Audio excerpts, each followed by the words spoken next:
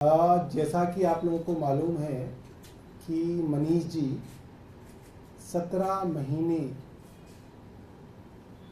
केंद्र सरकार के षड्यंत्रों के कारण जेल में रहे और सुप्रीम कोर्ट ने उनको जमानत दी और उसके बाद पार्टी की तरफ से अनाउंसमेंट की गई थी कि 14 तारीख से यानी कि आज से मनीष जी दिल्ली के अलग अलग इलाकों में पदयात्रा करेंगे, लोगों से मिलेंगे।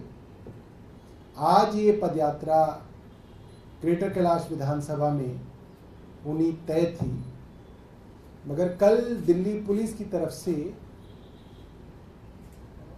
कहा गया है कि सुरक्षा और सतर्कता के कारणों से स्वतंत्रता दिवस से पहले उसकी पूर्व संध्या पे इसको ना करके इसको पोस्टपोन कर दिया जाए 1-2 दिन तो बेहतर होगा, क्योंकि मामला स्वतंत्रता दिवस का है, सुरक्षा और सतर्कता का है। और हमें लगा कि पुलिस की सलाह जेन्युइन सलाह है, तो मनीष जी ने ये कहा है कि इस पदयात्रा को 14 अगस्त को ना शुरू करके 16 अगस्त से शुरू करेंगे, यानी कि स्वतंत्रता दिवस के अगले दिन से शुक्रवार को उसी समय 5 बजे ग्रेटर कैलाश विधानसभा में डीडीए फ्लैट्स कालकाजी इलाके में पदयात्रा की शुरुआत जो है की जाएगी।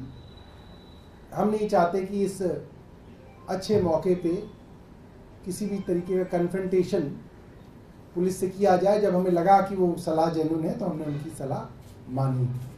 ये आप लोगों को सूचना देनी थी। अगर आपके पास कोई प्रश्न है तो आप पूछ सकते हैं। ऐसा भी है कि क्या मुख्यमंत्री के जन्मदिन से आप लोग शुरुआत करना चाहते हो? देखिए, ये हमारा जो है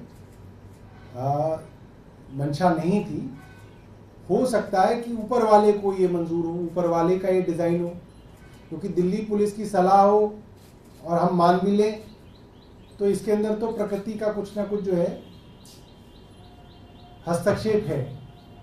तो ये तो और भी शुभ हो गया कि मुख्यमंत्री जी के जन्मदिन से, हालांकि उनका जन्मदिन तारीख के हिसाब से 16 अगस्त है, मगर हिंदू तिथि के हिसाब से उनका जन्मदिन जो है जन्माष्टमी पे है 26 अगस्त को।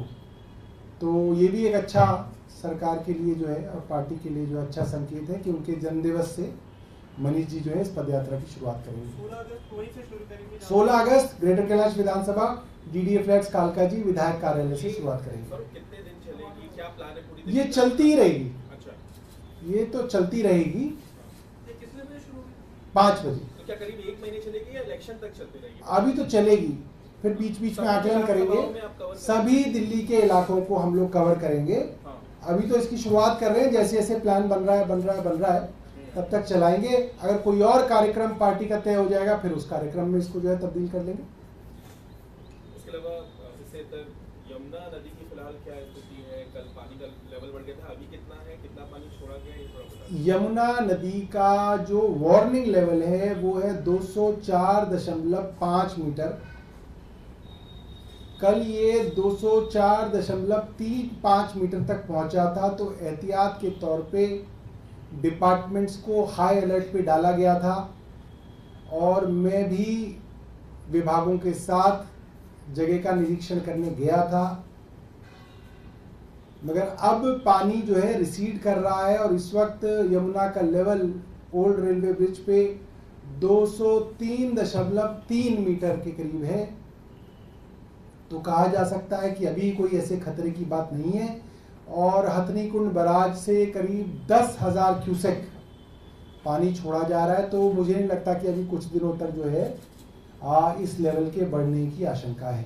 मनीष सिसोदिया को जमानत मिलने के बाद अब क्या उम्मीद है कि अरविंद केजरीवाल के मामले में सुप्रीम कोर्ट में सुनवाई होगी है? आप लोग इस मामले को किस तरह से देखेंगे? सुप्रीम कोर्ट ने जो प्रेसिडेंस सेट किया है उसमें कुछ बातें उन्होंने अहम बताई हैं। पहला कि अगर ट्रायल शुरू करने में देरी जांच एजेंसी की वजह से है तो उसके लिए आरोपी को प्रताड़ित नहीं किया जा सकता, उसको हमेशा के लिए जेल में नहीं रखा जा सकता।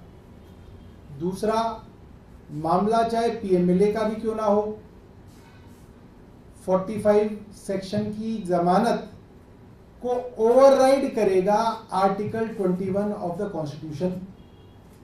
Bell is a right, jail is an exception. तो मुझे लगता है कि उस आधार पर ही अरविंद केजरीवाल जी को भी इसके अंदर राहत मिलनी चाहिए। सौरभ, इसके अलावा रेसलिंग फेडरेशन के जो प्रेसिडेंट हैं उन्होंने ये बयान दिया है कि जो कुश्ती है वो बहुत ज़्यादा डिस्टर्ब रही और हम और मेडल ला सकते थे। उन्होंने ये भी कहा कि किसी भी तरह की दुर्भावना से काम नहीं किया गया है, क्योंकि पिछले दिनों विनेश फोगाट के मामले को लेकर काफ़ी विवाद हुआ। अब उन्होंने ये बयान दिया है कि कुश्ती काफ़ी डिस्टर्ब है। देखिए, मुझे ऐसा लगता है रेसलिंग फेडरेशन की कुश्ती रिंग में ना होके जंतर मंतर पे हो रही थी, और उसका अगर कोई एक आदमी जिम्मेदार है तो वो रेसलिंग फेडरेशन के पूर्व अध्यक्ष बृजभूषण शरण सिंह हैं, और केंद्र सरकार का उनको संरक्षण है, जिसकी वजह से वो खिलाड़ी जिनको रिंग में प्रैक्टिस करनी चाहिए थी, जिनको अपना डिसिप्लिन से अपना पूरा रेजीम फॉलो करना चाहिए था, वो मजबूर हुए अपनी इज्जत बचाने के लिए जंतर मंतर पे बैठे, जो कि पूरी रेसलिंग फेडरेशन के अंदर काम करने वाले जो खिलाड़ी हैं, प्रैक्टिस करने वाली खिलाड़ी हैं, उनके लिए बहुत डीमोरलाइजिंग था। एक मॉरल ही सबसे बड़ी चीज होती है किसी खिलाड़ी के लिए, जिसको केंद्र सरकार के संरक्षण की वजह से बहुत नुकसान हुआ। और विनेश फोगाट ने अपने ट्वीट में कई महीने पहले यह तक लिख दिया कि अगर कोच कुछ खिला के आपको डोप टेस्ट में ही फेल करा दे तो क्या होगा। इससे पता चलता है कि खिलाड़ियों को रेसलिंग फेडरेशन के ऊपर और उनके अधीन आने वाले कोचों के ऊपर हमेशा से शक रहा।